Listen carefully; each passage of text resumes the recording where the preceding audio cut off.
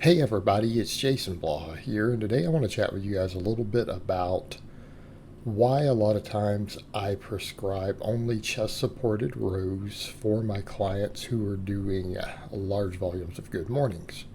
And it's something I tend to do myself, and I'm not saying it's exclusively, and we don't ever do any standing rows.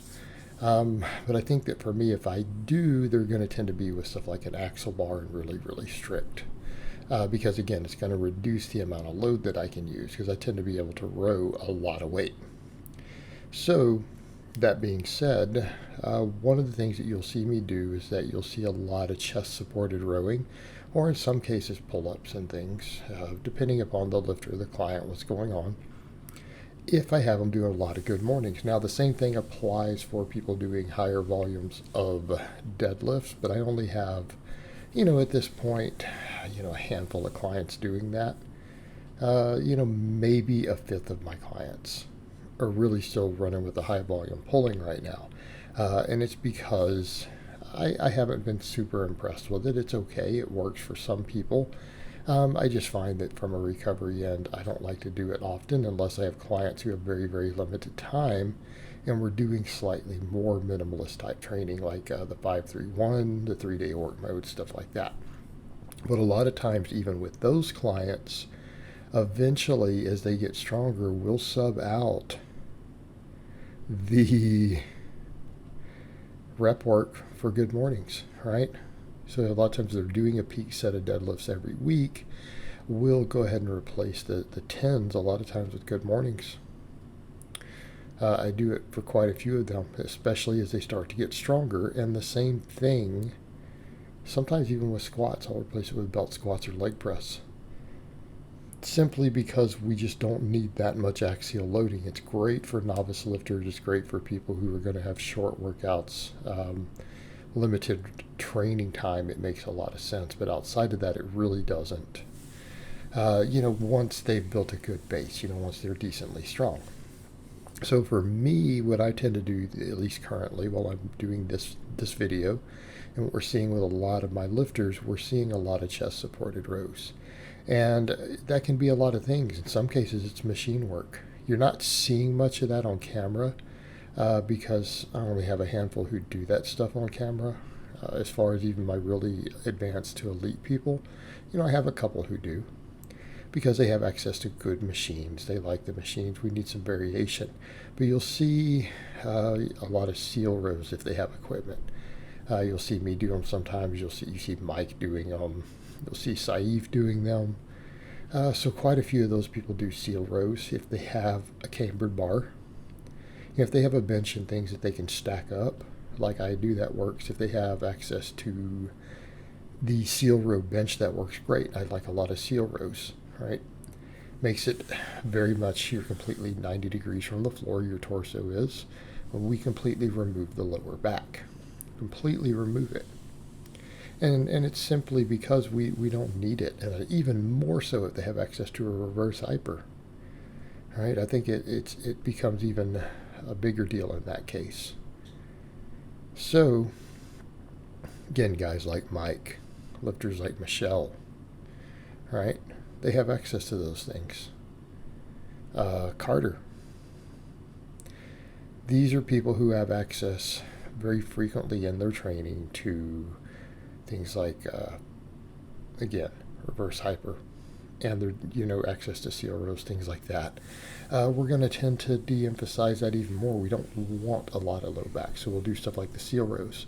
We'll do one-arm dumbbell rows, right? I really like those.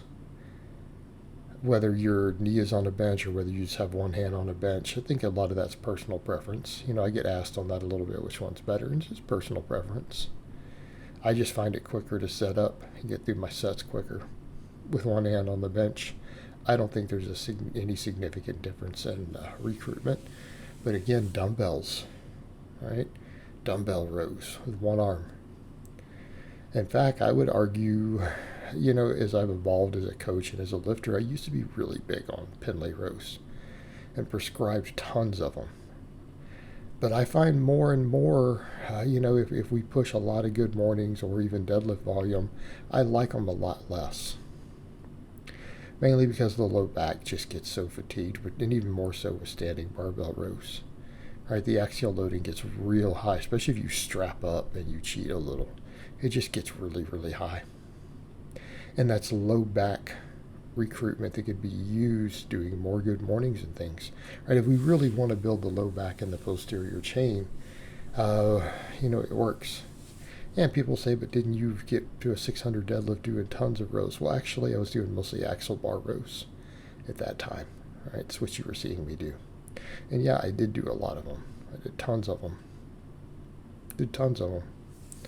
And I'm a fan of the axle bar row. But we'll see those. We'll see inverted rows. Another big one I like. You saw me doing some of those earlier in. I like inverted rows, mainly because of the ease of setup. Right? Just a good use for a Smith machine because it's already there on the rails. But otherwise, a rack, whatever, you just drop a barbell in there and do them.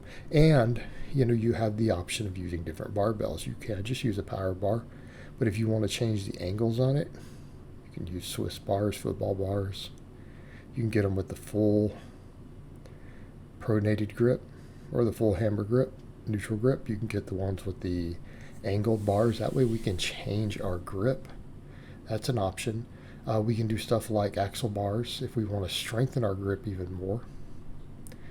Right? We want to strengthen our grip even more, whereas in the others are a little better bicep builders, brachialis builders. So, the inverted row I really like for that. It gives us a lot of options if you have access to specialty bars. So I tend to be a fan there as well. Right? I tend to be a big fan of that. And again, particularly inverted rows for lifters who aren't strong enough to crank out at least 10 pull-ups, multiple sets of 10. The inverted row we're gonna get more workload out of it. Or for people who get shoulder issues from pull-ups and chin-ups, works phenomenally well. Again, I'm a big fan. I like it a lot. So again, these are just some of the tools that I do, and a lot of it just has to do that we have access to all of these tools. It allows us to really work the middle and upper back, grip, all sorts of stuff without loading the spine. We're reducing axial loading. We're reducing shear on the spine, all these things so that we can use that same recovery for other exercises, particularly like good mornings. Right? And again, if we're going to push a lot of good mornings, we have to think about that. We have to think about that low back fatigue. At least I do in terms of recovery for my lifters. Because if their low back is beat up all the time from too much rowing, it can really limit what we can do on the good mornings. All right, guys, but that's really all I have to say on that today. I hope it's been informative, and I'll talk to you guys next time.